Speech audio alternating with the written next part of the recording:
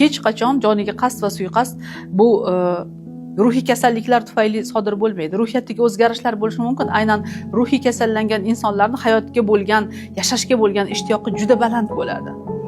Ular yashash uchun harakat qiladi. Vaholanki inson o'sha xatti-harakatlarini nazorat qila olmadimi, u chuqur affekt holatida bo'lishi mumkin. U chuqur ruhiy iztirob holatida bo'lishi mumkin. Juda kuchli stressda bo'lishi mumkin. Juda ko'p katta tazyiqlar ostida bo'lishi mumkin. Shunda ham men bu holatni hech qachon oqlamayman. Har qanday vaziyat, sharoitda ham inson ongi bor, tafakkuri bor, yechim topish kerak. Yechim topolmasa yaqinlariga murojaat qilish kerak va bu joyda yaqinlari ham uni eshitish kerak. Ya'ni ba'zi holatlarda kuzatamiz, o'sha zo'ravon er bilan kaltaklaydigan, mushtumzo'r er bilan yashab yurgin bolam, yaxshi bo'lib ketadi deb aldash kerak emas. O'xshamayaptimi? To'xtatish kerak. Siqilyaptimi? Yordam berish kerak.